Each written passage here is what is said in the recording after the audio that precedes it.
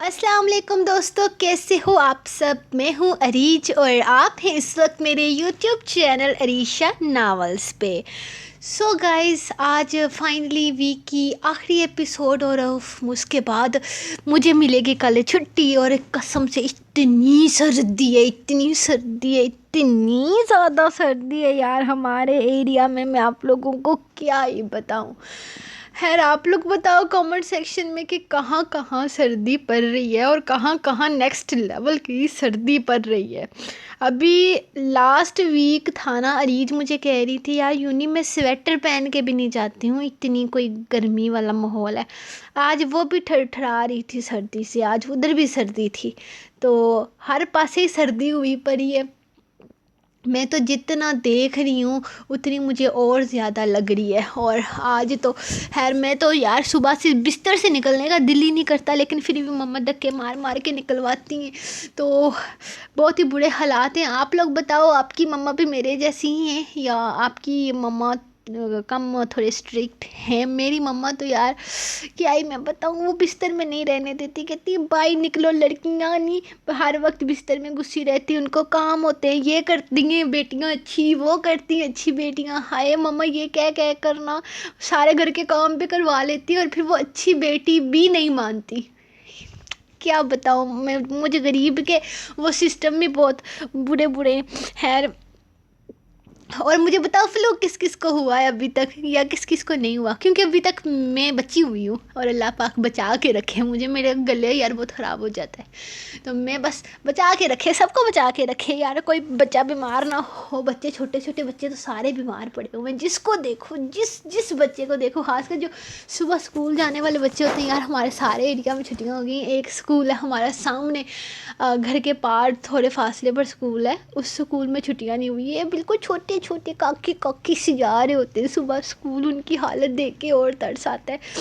خیر، ہم episode start کرتے ہیں۔ ویسے ان لوگوں کو نا پہلے چھٹیاں ہو چکی ہیں، ان کو 15 تاریخ کو چھٹیاں ہوئی تھی، 25 تاریخ کو ان کے اسکول پھر سے اوپن کر دیے گئے تھے، لیکن باقی لوگوں کو نا لیٹ ہوئی ہیں، کچھ لوگوں کو 31 کو چھٹیاں ہوئی ہیں، ان کے 16 تاریخ کو واپس سٹارٹ ہونے والے اسکول، یعنی اس اسکول میں پہلے سے چھٹیاں ہو گئیں اور سردی بعد میں سٹارٹ ہوئی ہے۔ خیر میں کیا باتوں میں لگ گئی روز کی طرح، میری گپیں نہیں مکتی،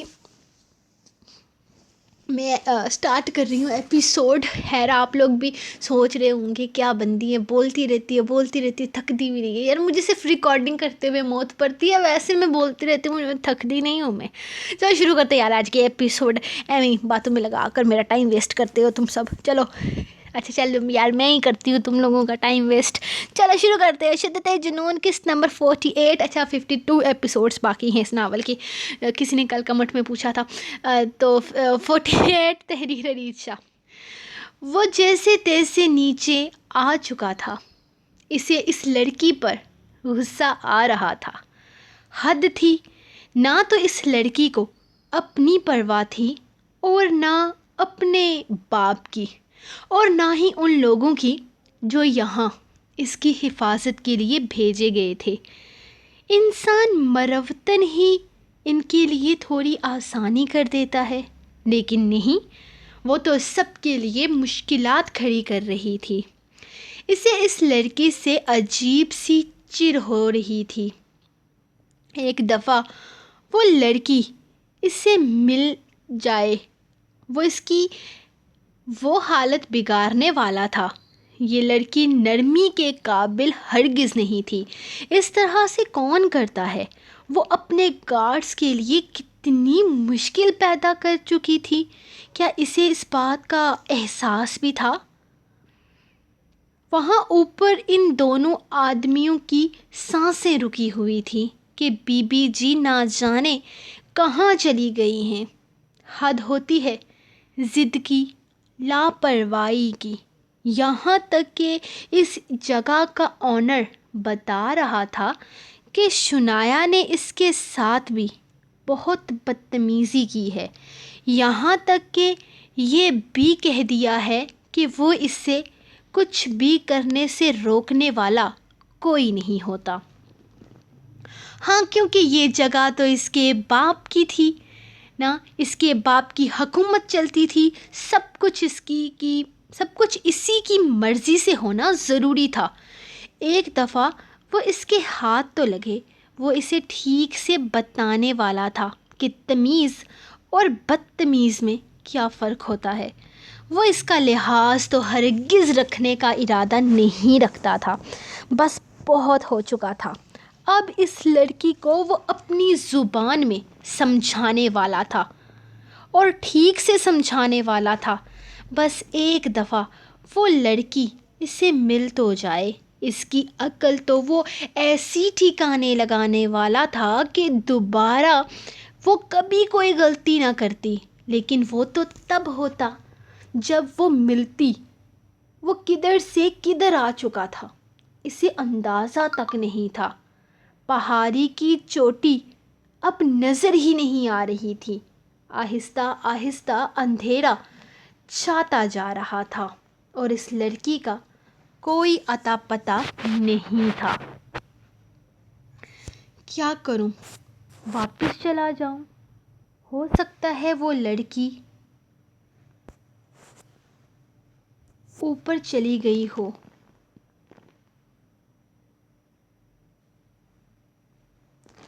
اور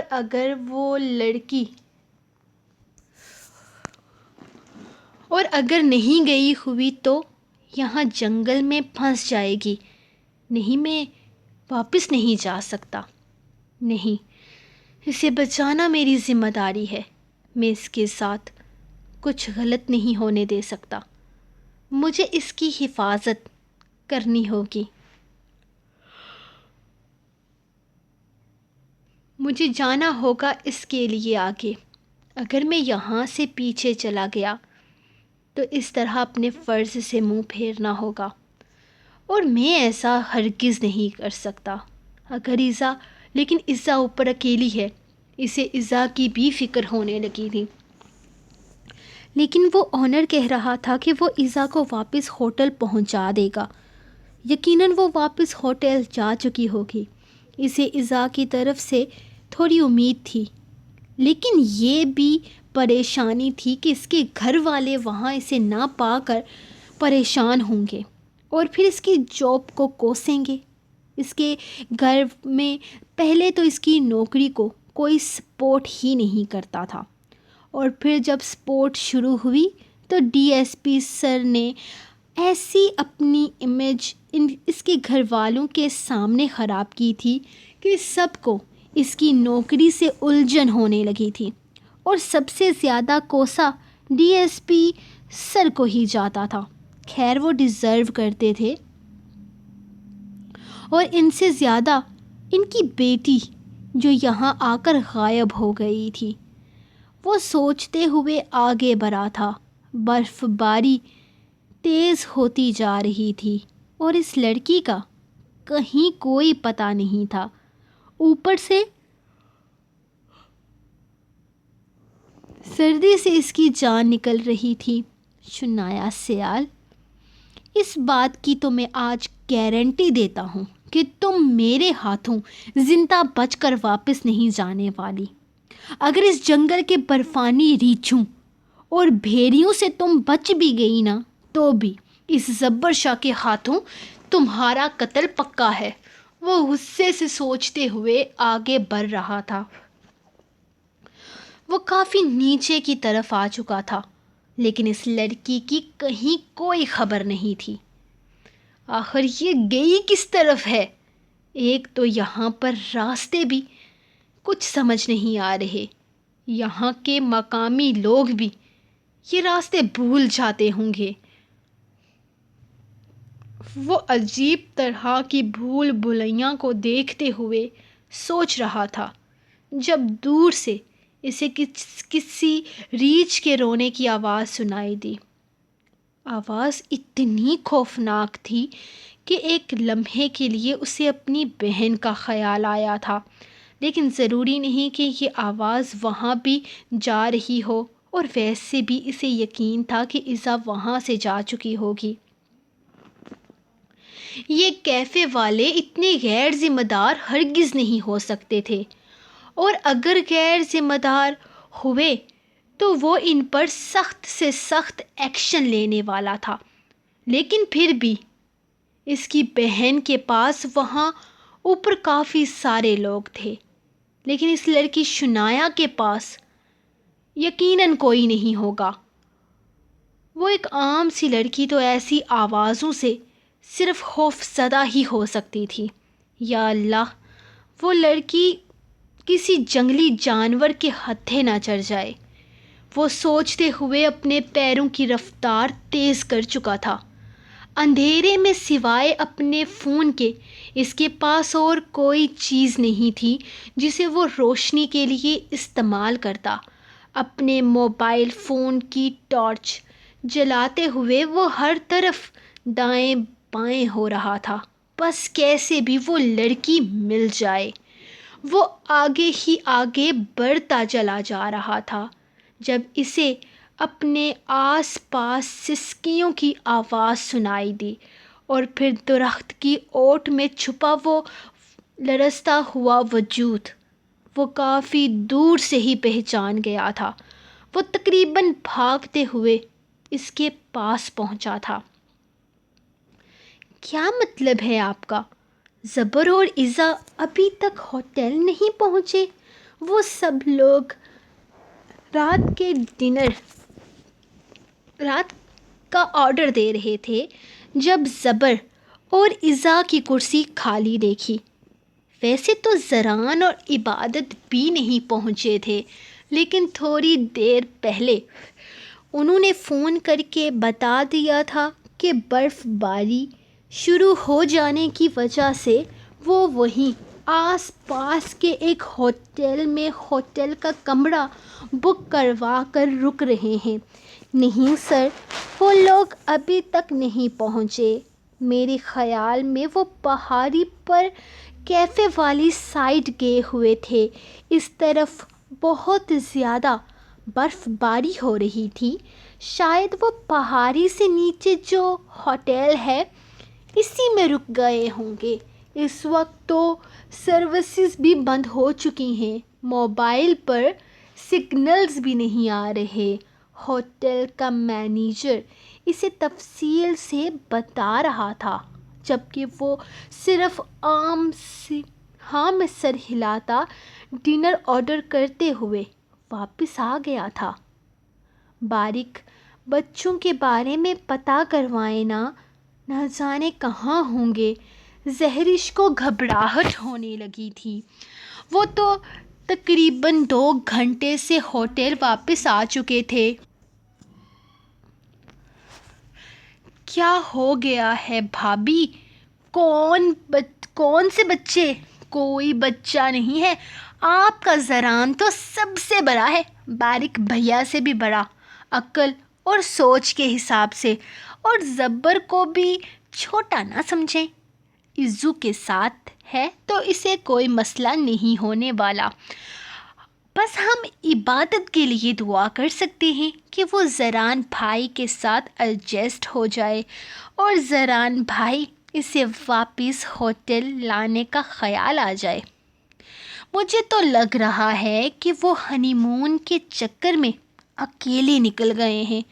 صرف بہانے بازیاں چل رہی ہیں یہاں کہ ہم اس ہوٹل میں رک گئے ہیں برف کی وجہ سے، یا اس ہوٹل میں رک گئے ہیں، میں گارنٹی دے کر کہتا ہوں، ہم سے جان چھڑانے کے لیے کہیں بھاگ گئے ہیں، شیر کھانا کھاتے ہوئے بتا رہا تھا۔ بیٹا تم نا اپنے دل کی کر لو بس، سب سمجھ میں آ رہا ہے۔ زران کا نام لے کر اپنے دل کی خواہشات ہم تک پہنچا رہے ہو۔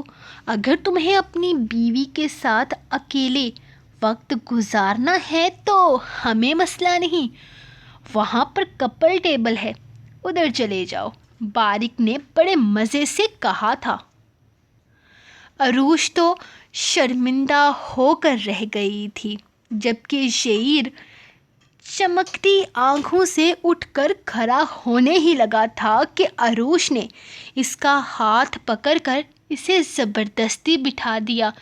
نہیں بھیا، ایسا کچھ نہیں ہے، ان کا تو دماغ ضرورت سے زیادہ چلتا ہے، مجھے آپ لوگوں کے ساتھ ہی رہنا ہے، وہ فوراً بولی تھی، ارے بیوی، ایسا موقع بار بار نہیں ملتا، چلو اس ٹیبل پر چلتے ہیں، ہم کیوں بیکار میں اتنے خوبصورت کپل کو تنگ کر رہے ہیں۔ شعر نے ان دونوں کی پرائیویسی کا بھی احساس دلایا تھا۔ ہمیں کوئی مسئلہ نہیں ہے، آپ اپنے مسئلے حل کریں۔ زہرش فوراً بولی تھی، ارے مسئلہ کیسے نہیں ہے بھابھی جان، یہ جو آپ کے شوہر گرامی بار بار کہہ رہے ہیں نا کہ اکیلے جا کر اپنا ہنی مون مناؤ، اس بات کی گہرائی تک جائیں، یہ خود بھی ارادہ رکھتے ہیں سیکنڈ ہنی مون بنانے کا۔ کیوں بھیا، میں ٹھیک کہہ رہا ہوں نا؟ اس نے باریک کو بیچ میں گھسیٹا تھا جو کندھے اچکا گیا تھا۔ ایسا کچھ بھی نہیں ہے شیری بھائی، آپ کو فضول کی غلط فہمیاں ہو رہی ہیں، آپ آرام سے یہاں بیٹھے رہیں، ہے نا باریک؟ زہرش نے معاملے کو ٹھنڈا کرنا چاہا۔ نہیں، بالکل بھی نہیں، مجھے بھی اکیلے اپنا ہنی مون بنانا ہے۔ بالکل ٹھیک سمجھا ہے میرا بھائی، سمجھدار کے لیے اشارہ کافی ہے، تو اٹھ جا دوسرے ٹیبل پر۔ باریک تو سرے سے بدل گیا تھا، جبکہ زہرش اسے گھور کر رہ گئی۔ بس یہی دن دیکھنا رہ گیا تھا، اپنے دل میں چور تھا اور ہمیں ڈانٹ رہے تھے۔ چلو عروش اب ایک سیکنڈ اس ٹیبل پر نہیں رکیں گے، وہ پھر سے بولا تھا، آپ دونوں چلے جائیں، میں اور عروش یہیں رہیں گے۔ زہرش نے عروش کا ہاتھ تھام لیا تو عروش کو تھوڑا سکون ملا تھا۔ ہاں بے شک، آپ دونوں جا کر کسی اور جگہ پر ڈنر کر لیں۔ ہاں بے شک، آپ دونوں جا کر کسی اور جگہ پر ڈنر کر لیں، ہم دونوں نے ایک ساتھ ہی کرنا ہے۔ وہ اپنی کرسی سے اٹھتے ہوئے زہرش کی پاس والی کرسی پر جا کر بیٹھ گئی تو باریک اور شہیر ایک دوسرے کو دیکھ کر مایوسی سے نفی میں سر ہلا گئے۔ بھائی دیکھ لو، اب میرا قصور نہیں ہے، نہ آپ کی بھابھی میرے ہاتھے چل رہی ہے اور نہ ہی میری بھابھی آپ کے ہاتھے چل رہی ہے، کمپرومائز ہی کر لیتے ہیں، شعر نے جیسے دکھی دل سے کہا تھا۔ ہاں کمپرومائز ہی کرنا پڑے گا، اور کر ہی کیا سکتے ہیں ہم معصوم، بیٹھ جاؤ یہیں آرام سے، قسمت میں ہی سولو ہنی مون منانا لکھا ہی نہیں، وہ مسکراہٹ دبا کر بولا تھا، جبکہ عروش اور زہرش کان لپیٹ کر اپنا کھانا کھانے میں مصروف ہو چکے تھے، جیسے ان کا کوئی تعلق ہی نہ ہو ان لوگوں سے۔ حالانکہ کھانے کے دوران وہ کسی نہ کسی طریقے سے ان دونوں کو تنگ کرنے کی کوشش کرتے رہے تھے، لیکن عروش اور زہرش نے ایسے کان لپیٹے تھے جیسے ان دونوں کو جانتی ہی نہ ہو، یا دنیا میں کھانے سے بڑھ کر اور کوئی کام ہی نہ ہو۔ کھانا کھانے کے بعد وہ اٹھ کر کافی دیر باہر برآمدے کی سائٹ پر چہل قدمی بھی کرتی رہی تھی۔ عروش نے اسے اپنے بارے میں بہت چھوٹی چھوٹی باتیں بتائی تھی، جبکہ زہرش نے بھی اس سے کافی کچھ شیئر کیا تھا۔ تھوڑی ہی دیر میں ان دونوں میں اچھی دوستی ہو چکی تھی۔ زہرش سمجھ چکی تھی کہ وہ اکیلا رہنے کی وجہ سے کسی کے قریب نہیں ہے، اور عروش بھی کافی حد تک زہرش کی نیچر سے واقفیت حاصل کر چکی تھی۔ عروش کے کہنے کو تو فیملی میں بہت لوگ تھے، لیکن اپنے باپ سے زیادہ سگا اور کوئی نہیں تھا، اور وہ دونوں الگ گھر میں رہتے تھے، اور اس کی فیملی والے ان کے گھر کے لالچ میں بہت ساری گیمز کھیل چکے تھے۔ جبکہ زہرش کی تو کہانی ہی الگ تھی. وہ بیچاری تو رشتوں سے ہمیشہ ہی دور رہی تھی. بچپن میں بابا شہید ہو گئے تھے، جوانی میں ماں چھوڑ گئی تھی، بہن کی شادی کو 6-7 سال گزر چکے تھے اور وہ کراچی میں رہائش پذیر تھی. اور بس اس فیملی کے علاوہ اس کا اپنا اور کوئی نہیں تھا. اس کے سارے رشتے ناطے بارک کی فیملی کے ساتھ ہی تھے، جن سے وہ بے انتہا محبت کرتی تھی. بس ایک خواہش تھی اس کی کہ وہ جلد سے جلد ماں کے رتبے پر فائز ہو جائے. اسے بچوں سے بے حد محبت تھی اور اپنے بچے کی خواہش آج کل ضرورت سے زیادہ انگرائیاں لینے لگی تھی. اس کی خواہش کو دیکھتے ہوئے عروش نے سچے دل سے اس کے لیے دعا مانگی تھی کہ اللہ پاک جلد سے جلد اس کی گود کو بھر دے. وہ تھوڑی ہی دیر میں بہت کچھ سمجھ چکی تھی. جب شعر نے دروازے پر رک کر ان دونوں کو باتیں کرتے دیکھا تو اس نے اسے اندر جانے کے لیے کہا تھا، جبکہ خود وہ بارک کے پاس کمرے میں آ گئی تھی. وہ تیزی سے بھاگتے ہوئے درخت کے پاس آیا تھا، جبکہ لائٹ کی روشنی میں اپنے چہرے پر ہاتھ رکھے وہ اتنا سمجھ چکی تھی کہ کوئی انسان ہے جو شاید اسی کی تلاش میں آیا ہے. لیکن زبر کو پہچانتے ہی وہ فوراً بھاگتے ہوئے اس کے سینے سے جا لگی تھی. اس کا ارادہ تو اس کی عقل ٹھکانے لگانے کا تھا، لیکن اسے پھوٹ پھوٹ کر روتے پا کر زبر کتنی ہی دیر کچھ بول ہی نہیں پایا. اس کا ٹھنڈا وجود اس کے سینے میں چھپا ہچکولے بھر رہا تھا. وہ اتنی بری طرح سے رو رہی تھی کہ زبر کو سمجھ ہی نہیں آ رہا تھا کہ وہ کیا کرے. وہ ہلکے سے اس کے گرد اپنا حصار بناتا اسے دلاسا دینے لگا تھا. ریلیکس ہو جاؤ شنایا، میں آ گیا ہوں نا، رونا بند کرو. وہ آہستہ سے اس کے گالوں پر سے پانی کی بوندیں ہٹاتا ہوا اسے خود سے الگ کرنے لگا تھا، لیکن وہ اتنی گھبرائی ہوئی تھی کہ اس سے الگ ہونے کا نام ہی نہیں لے رہی تھی. شنایا، میں نے کہا کہ ٹھیک ہے سب کچھ، کیوں رو رہی ہو؟ بند کرو رونا دھونا. اس طرح سے وہ پریشانی سے کہنے لگا تھا جب شنایا نے اپنے پیر کی طرف اس کا دھیان دلایا تھا. اس نے جلدی سے ٹارچ کی روشنی اس کے پیر کی طرف کی تھی. اوہ مائی گاڈ، یہ تو بہت بڑی چوٹ ہے، بہت بڑا زخم ہے. وہ پریشانی سے بیٹھ کر دیکھنے لگا تھا، جبکہ وہ اس کے کندھے پہ ہاتھ رکھے اپنا پیر اوپر اٹھا چکی تھی زمین سے. میں نیچے گر گئی تھی، اتنے زور کی لگی مجھے. میرا جوتا اوپر درخت سے لٹک گیا اور پھر وہاں پر نا ایک اتنا بڑا جانور آ گیا. میں اسے بھاگتے ہوئے یہاں آ کر چھپ گئی اور پھر اندھیرا ہو گیا اور اب مجھے ڈر لگ رہا تھا. وہ اسے بتاتے ہوئے ایک دفعہ پھر سے رونے لگی، جبکہ اس کے پیر کی حالت دیکھ کر ایک لمحے کے لیے اسے اس پر ترس بھی آیا اور غصہ بھی، اور یقیناً غصہ ترس سے کہیں زیادہ آیا تھا. اسی لیے تو بنا سوچے سمجھے اس کا پیر زمین پر رکھتا وہ اٹھ کر کھڑا ہو گیا تھا.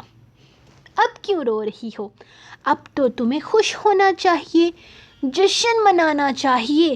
اپنی ضد کو ٹھیک سے پورا کیا ہے تم نے، صحیح طریقے سے ثابت کر دیا ہے تم نے کہ تم ایک ضدی بد دماغ اور نکچری لڑکی ہو. 2 رکھ کر کان کے نیچے لگانے چاہیے تمہیں. نہیں تمہارے باپ کو جس نے تمہیں اتنا سر پر چڑھایا ہوا ہے، جسے اتنی عقل نہیں کہ بیٹی کو کس طرح سے سیٹ کیا جاتا ہے. تم بیوقوف ہو ہی، لیکن اپنی بیوقوفی میں دوسروں کو بھی مصیبت میں ڈالتی ہو. جانتی ہو یہ جو یہاں جنگلی جانور ہیں نا، یہ ہڈیاں تک کھا جاتے ہیں، نام و نشان نہیں ملتا لاش کا. لیکن تمہیں تو اپنی ضد پوری کرنی تھی نا. دیکھ لیا اپنی ضد کا انجام. اس کام کے لیے تمہارے باپ نے مجھے پیسے نہیں دیے ہوئے کہ تمہارے پیچھے پیچھے گھوموں گا میں. وہ بیچارہ تمہارے لیے تڑپتا ہے، روتا ہے، سسکتا ہے کہ اس کی بیٹی کو عقل آ جائے. اور اس کی بیٹی یہاں کیا کر رہی ہے؟ بس یہ ثابت کرنے کی کوشش کر رہی ہے کہ وہ ضدی ہے اور اپنی مرضی سے کچھ بھی کر سکتی ہے. کر لی نا اپنی منمانی، مل گیا سکون، تروا لیا پیر. کون سا سکون حاصل کر لیا تم نے یہ ضد لگا کر؟ بتاؤ مجھے، جواب دو. کون سا کیڑا تھا تمہارے اندر جو تمہیں وہاں ایک پرسکون جگہ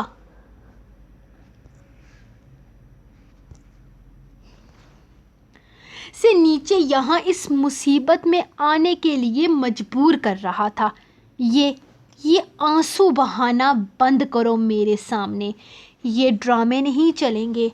تمہارے باپ کا نوکر نہیں ہوں جو تمہارے لیے یہاں تک آیا ہوں. اگر تمہارا باپ میری منتیں نہیں کرتا، روتا نہ میرے آگے، تو ساری زندگی یہیں پڑی رہتی. میں اپنی بہن کو اوپر چھوڑ کر کبھی تمہارے لیے نیچے نہیں آتا. چلو اب یہاں سے. موبائل کی بیٹری لو ہونے والی ہے، اور اگر یہ روشنی بھی پاس نہ رہی تو تمہارے ساتھ ساتھ یہ جنگلی جانور مجھے بھی کھا جائیں گے. اور مجھے کوئی شوق نہیں ہے تم پر قربان ہونے کا. وہ غصے سے اس کا ہاتھ کھینچتے ہوئے بولا تھا جب وہ درد سے چیخ اٹھی اور ایک دفعہ پھر سے پھوٹ پھوٹ کر رونے لگی. زبر نے غصے سے اس کے پیر سے بہتے خون کو دیکھا تھا اور پھر ایک جھٹکے سے اپنے سر سے اونی ٹوپی اتارتے ہوئے اس کی سائیڈوں کو پھاڑ کر سیدھا کرتا واپس زمین پر بیٹھ گیا تھا. پیر رکھو اس پر یہاں اپنا. اس نے اپنے گھٹنے کی طرف اشارہ کیا تو اس نے روتے ہوئے ناراضگی بھرے انداز میں اپنا پیر اس کے گھٹنے پر رکھا تھا. اسٹوپڈ، ایڈیٹ، بیوقوف، بد دماغ لڑکی. وہ اس کے پیر پر اپنی کیپ باندھتے ہوئے مسلسل اسے سنائے جا رہا تھا، جبکہ شنایا اس وقت اتنی زیادہ ڈری ہوئی تھی، گھبرائی ہوئی تھی کہ وہ کچھ بول ہی نہیں پا رہی تھی. اسے بس یہ پتا تھا کہ اگر یہ آدمی اسے یہاں چھوڑ کر چلا گیا تو وہ ان جنگلی جانوروں کا نوالا بن جائے گی، اور وہ مرنا نہیں چاہتی تھی. جو بھی تھا وہ اپنی اس غلطی کو قبول کرتی تھی کہ اسے اس طرح یہاں نیچے نہیں آنا چاہیے تھا. اس نے یہاں آ کر بہت بڑی غلطی کی تھی، اور اب وہ اپنی اس غلطی کے لیے بہت زیادہ پچھتا بھی رہی تھی. اب دیکھو چل پاؤ گی یا نہیں؟ اس نے اس کا پیر زمین پر رکھتے ہوئے کہا تو شنایا نے ایک قدم تکلیف سے اٹھایا تھا. اس سے پہلے کہ وہ گرتی، وہ اس کا ہاتھ تھام کر اسے اپنی طرف کھینچتا اگلے ہی لمحے اسے اپنے بازوؤں میں اٹھا چکا تھا. یہ لائٹ پکڑو اور راستے کی طرف کر دو. روشنی ٹھیک سے رکھنا. اگر میں گرا اور میری ٹانگ ٹوٹی نا تو میں قسم کھا کے کہتا ہوں میں تمہاری ٹانگ توڑ کر تمہیں یہاں سے لے کر جاؤں گا. یہ مصیبت بھی میرے سر آنی تھی، وہ بربراتے ہوئے بولا تھا، جبکہ شنایا کا دل چاہا کہ وہ پھر سے رونے لگے، اور وہ سچ مچ میں رونے ہی تو لگی تھی اس کے سینے سے لگ کر. Shut up! بند کرو یہ رونا دھونا، مجھے اریٹیشن ہو رہی ہے، اور میرے کان میں تمہاری بینوں کی آواز پڑنے کی وجہ سے مجھ سے چلا نہیں جا رہا، وہ بے حد غصے سے بولا. تو شنایا نے اگلے ہی لمحے اپنے منہ پر ہاتھ رکھ لیا تھا. اسٹوپڈ! منہ پر ہاتھ رکھے بغیر بھی چپ ہو سکتی ہو. لائٹ میرے منہ پر نہیں، راستے پہ کرو. وہ ایک دفعہ پھر سے غصے سے دہارا تھا، جبکہ اس نے روتے ہوئے لائٹ کا رخ پھر سے راستے کی طرف کر دیا تھا. زران، ہم کہاں آئے ہیں؟ مجھے نہیں رہنا یہاں، پلیز چلے نا واپس. وہ اسے اپنے ساتھ ایک ہوٹل میں لے کر گیا تھا. راستے میں تیز برف باری کی وجہ سے آگے کا راستہ بند ہو گیا تھا، جس کی وجہ سے انہیں رکنا پڑ گیا تھا. لیکن یہ ہوٹل اتنی بری حالت میں تھا کہ زران بھی یہاں آ کر سوچنے پر مجبور ہو گیا تھا کہ اس نے یہاں آ کر اچھا کیا تھا یا غلط. وہ خود کمرے کو دیکھ کر کافی حیران تھا. بالکل چھوٹا سا کمرہ تھا، سنگل بیڈ تھا، سائڈ پر آگ جلانے کی جگہ بنی ہوئی تھی جہاں کم سے کم آگ جل رہی تھی. یار، جس طرح سے وہ آدمی تعریف کر رہا تھا، مجھے تو لگ رہا تھا کوئی بہت کمال کا کمرہ ہوگا. اگر مجھے ذرا سا بھی اندازہ ہوتا کہ یہ کمرہ اتنا چھوٹو سا ہے تو یقین کرو میں خود بھی یہاں آنے کی غلطی کبھی نہیں کرتا. خیر، اب کیا ہو سکتا ہے؟ باہر برف گر رہی ہے اور راستے بند ہو چکے ہیں، اور میں نے بھیا کو فون کر کے انفارم بھی کر دیا ہے کہ ہم سیفلی ایک ہوٹل میں ہیں. اب اگر ہم یہاں سے نکلنے کی غلطی کریں گے تو وہ صرف بے وقوفی کے علاوہ اور کچھ نہیں ہوگا. اس وقت سڑک بھی سلپ کر رہی ہے. دیکھا تھا وہ سڑک پہ آتے ہوئے جو ایکسیڈنٹ ہوا تھا؟ کہتے ہیں کہ ڈرائیور کی حالت بہت خراب ہے. تمہاری مرضی ہے، اگر چاہو تو چل سکتے ہیں ہم واپس. اس نے اس کی بیزاری دیکھتے ہوئے راستے میں دیکھا ہوا ایکسیڈنٹ بھی اسے یاد کروایا تھا. نہیں، کوئی ضرورت نہیں ہے رسک لینے کی. سر چھپانے کے لیے چھت تو ہے نا، باہر تو نہیں بیٹھے ہوئے نا، رہ لیں گے. ایک رات ہی تو ہے، صبح ویسے بھی واپس چلے جانا ہے ہم نے، وہ فوراً بولی تھی. لیکن میری جان، اتنے چھوٹے سے بیڈ پر کس طرح سے سونا پڑے گا؟ اندازہ ہے نا تمہیں؟ اس نے اچانک ہی اسے اپنی باہوں میں لیتے ہوئے اس کا دھیان بیڈ کی طرف دلایا تھا، جو دیکھتے ہوئے وہ پہلے بھی پریشان ہو چکی تھی. اس کمرے میں تو کوئی صوفہ بھی نہیں ہے، ورنہ میں آپ کو اس پر سلاتی اور خود بستر میں گھس کر بیڈ پر سوتی. وہ اپنے خطرناک ارادوں سے آگاہ کرتی، اپنا آپ اس کی باہوں سے آزاد کرواتی، کمبل کھول کر خود پر ڈالتی، بیڈ پر بیٹھ گئی تھی. بس اسی لیے اللہ نے حساب میں رکھا ہوا ہے. دیکھ لو، میرا خدا بھی نہیں چاہتا کہ تم مجھ پر کسی طرح کا کوئی ظلم کرو.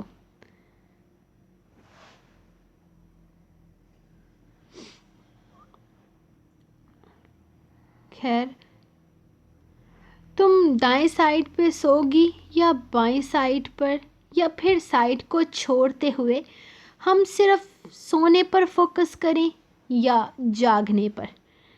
اس کے ساتھ ہی بستر کے اندر آتا وہ شرارتی سے انداز میں بولا، مجھے سونا ہے، آپ کی وجہ سے میں کل ساری رات نہیں سو سکی۔ وہ فوراً بولی تھی، کوئی احسان نہیں کیا تھا بیگم، اپنا فرض نبھایا تھا تم نے، اور آج مجھے سونا ہے۔ خبردار جو آپ میرے نزدیک بھی آئے۔ وہ اس کے لبوں پہ ہاتھ رکھ کر اس کی بات اس کے منہ میں ہی روک چکی تھی۔ اچھا تو ایسی بات ہے، زران شاہ کو چیلنج، سو کر دکھاؤ۔ دیکھو بیگم، یہاں کون سا سکون کی نیند آنے والی ہے؟ سکون کی نیند تو ہمیں اب واپس ہوٹل جا کر ہی آنی ہے نا، تو پھر کیا ضرورت ہے سو کر ٹائم ویسٹ کرنے کا؟ ویسے بھی ہنی مون کپلز کے لیے یہ گولڈن پیریڈ ہوتا ہے، بار بار ہنی مون پر لے کر نہیں آنے والا میں تمہیں۔ وہ دھمکی دے رہا تھا، اور میں بار بار آپ کے ساتھ ہنی مون پر آنے کی غلطی کروں گی بھی نہیں۔ پیچھے ہٹیں، سونا ہے مجھے۔ اس کے رومانٹک انداز پر وہ اسے پیچھے کرتی کمبل میں گھسنا چاہتی تھی جب وہ اس کے ساتھ ہی لیٹتے ہوئے اپنی باہوں میں اسے پوری طرح سے قید کر گیا تھا۔ آج کی رات تو میں اپنے بہکے ہوئے جذبات کو سکون پہنچاؤں گا۔ یہ تو تمہاری بھول ہے کہ تم سو سکتی ہو، کوشش کر لو۔ اگر میری چھوٹی چھوٹی شرارتوں کے ساتھ ایڈجسٹ کر سکتی ہو تو مجھے کوئی اعتراض نہیں۔ وہ بڑے مزے سے کہتا، اس کے نرم و گرم نازک ملائم پیروں پر اپنے ٹھنڈے برف پیر رکھ چکا تھا۔ زران، خدا کے لیے ترس کھائیں مجھ پر، آپ کے پیر تو برف بنے ہوئے ہیں۔ وہ پیچھے کو ہٹتی اپنے پیر اس کی قید سے نکالنے کی کوشش کر رہی تھی۔ یار، ترس ہی تو نہیں آتا مجھے تم پر، نہ جانے کیوں تمہارے معاملے میں یہ دل اتنا ظالم ہے۔ وہ اس کے ہونٹوں کو قید کرتا اگلے ہی لمحے ساری دوریاں مٹاتا اسے اپنی قید میں دبوچ چکا تھا۔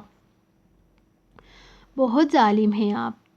وہ ہونٹوں کے بعد اب اس کی گردن کو جا بجا چومنے لگا تو وہ بے بسی سے بولی تھی، کہا تو صرف تمہارے معاملے میں، ورنہ تم جیسی معصوم لڑکیوں پر ترس آتا ہے جو اپنے شوہر کا اس طرح کا ظلم برداشت کرتی ہیں اور بے بسی سے کچھ کر بھی نہیں پاتی، بالکل تمہاری طرح۔ وہ بڑے مزے سے اس کی حالت سے لطف اٹھا رہا تھا۔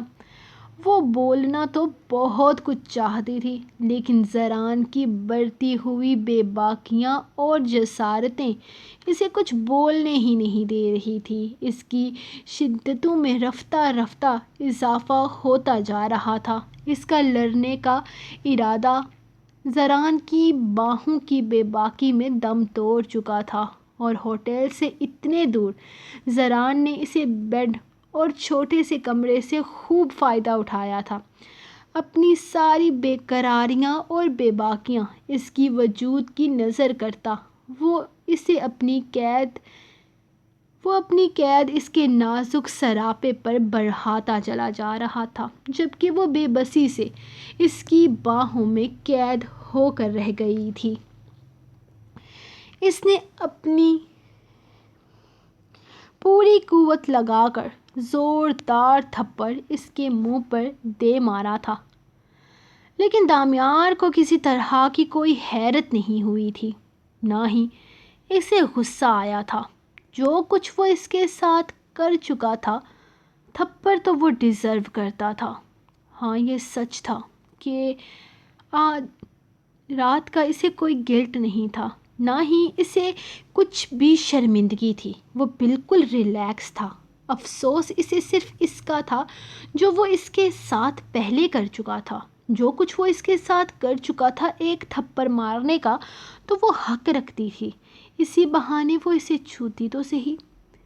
تم حق پر ہو ایزا، چاہو تو دوسری طرف بھی تھپڑ مار لو، مجھے کسی طرح کا کوئی اعتراض نہیں ہے، لیکن ایک تھپڑ مار لینے سے کیا تمہیں سکون مل جائے گا؟ نہیں نا، اسی لیے بہتر ہے کہ تم میری بات غور سے سنو۔ کل رات یہ سب کچھ جو میں نے تمہارے ساتھ کیا ہے وہ بہت ضروری ہو گیا تھا، ورنہ تم مر سکتی تھی۔ مر سکتی کیا؟ اگر میں یہ نہیں کرتا تو یقیناً اب تک تم مر چکی ہوتی۔ وہ اسے دیکھتے ہوئے کل رات کی سچویشن سمجھانے کی کوشش کرنے لگا، لیکن اس نے نوٹ کیا تھا ایزا کے چہرے کی سختی میں کسی طرح کی کوئی کمی نہیں آئی تھی۔ وہ نفرت سے اسے دیکھ رہی تھی۔ ایزا، میں نے جو بھی کیا اس کے لیے میں مجبور تھا، یہ میری خواہش نہیں تھی۔ اگر میں یہ سب کچھ نہیں کرتا تو تمہاری جان چلی جاتی، اگر جان چلی جاتی تو جانے دیتے۔ تم میرے قریب کیوں آئے؟ تم نے مجھے ناپاک کر دیا۔ وہ نفرت سے اسے دیکھتے ہوئے بولی تو دامیار کو اس کا جملہ سن کر عجیب سی حیرانگی ہوئی تھی۔ وہ کیا بکواس کر رہی تھی؟ اسے لگا جیسے اسے سننے میں کوئی غلطی ہو گئی ہو۔ ناپاک کر دیا میں نے تمہیں؟ وہ حیرت سے اس سے پوچھنے لگا کیا مطلب تھا اس کی بات کا۔ شاید وہ بھول چکی تھی کہ وہ کوئی غیر نہیں بلکہ اس کا محرم ہے، اس کے نکاح میں تھی وہ، اور وہ اس کے لیے اس طرح کا لفظ استعمال کر رہی تھی۔ ہاں دامیار شاہ، تم نے مجھے ناپاک کر دیا، تم خود ناپاک ہو، مجھے چھو کر اپنی ناپاکی مجھ پر مل دی۔ گھٹیا انسان، تم نے مجھے پلید کر دیا، اگر میں مرتی تو مر جاتی۔ تم ہوتے کون ہو مجھے چھونے والے، مجھے ہاتھ لگانے والے؟ اگر تمہارے چھونے سے میری سانسیں چلتی رہتی تو میں اس زندگی سے زیادہ موت کو گلے لگانا پسند کرتی۔ یہ بات تم آج سے نہیں ہمیشہ سے جانتے ہو۔ تو کیوں بچائی میری جان؟ کیوں مجھے ناپاک کیا؟ کیوں چھوا اپنے گندے ہاتھوں سے مجھے؟ وہ چلاتے ہوئے بولی تھی، جبکہ دامیار کے صبر کا پیمانہ لبریز ہو چکا تھا۔ وہ ایک جھٹکے میں اسے بالوں سے پکڑ کر اپنے قریب کھینچ چکا تھا۔ اس کی آنکھوں میں جنون کی دہشت تھی، غصہ تھا۔ یہ چٹاخ پر کی لڑکی اسے ناپاک کہہ رہی تھی، گند کہہ رہی تھی، اس سے لاکھ محبت سہی، لیکن وہ اپنے لیے اتنے حقارت برے الفاظ برداشت نہیں کر سکتا تھا۔ سو گائز، یہ تھی آپ لوگوں کی آج کی ایپیسوڈ۔ ویسے میں نے آپ کو بتانا تھا کہ آگے آنے والی ہے موسٹ رومانٹک، یعنی کہ نیکسٹ ویک تقریباً پورا ہی رومانٹک ہوگا۔ پورے ویک میں شدت اور جنون کے ساتھ رومانس فل آن ہوگا، لیکن اس کے لیے آپ کو کرنے پڑیں گے اس ایپیسوڈ پر 1500 لائک، جو کہ اگر نہیں ہوئے نا تو پھر ایپیسوڈ آپ میں نے نہیں دینی ایپیسوڈ۔ اوکے جی، آپ کی رائٹر ملے گی آپ کو اب منڈے والے دن، کیونکہ کل چھٹی، فائنلی کل چھٹی ہوئے یار، بہت سردی ہے، کل میں چھٹی ماروں گی، شکر ہے چھٹی آ گئی ہے۔ چھٹی آنے کا نام ہی نہیں لے رہی تھی یار، کتنا لمبا ویک تھا، آپ لوگوں کو لمبا لگا یا نہیں لگا، لیکن مجھے یہ جنوری کا فرسٹ ویک مجھے بہت ہی زیادہ لمبا لگ رہا تھا، ختم ہونے کا نام ہی نہیں لے رہا تھا۔ تو خیر میں ملوں گی آپ کا منڈے کو، تب تک کے لیے اجازت اور دعا میں یاد رکھیں۔ اللہ حافظ۔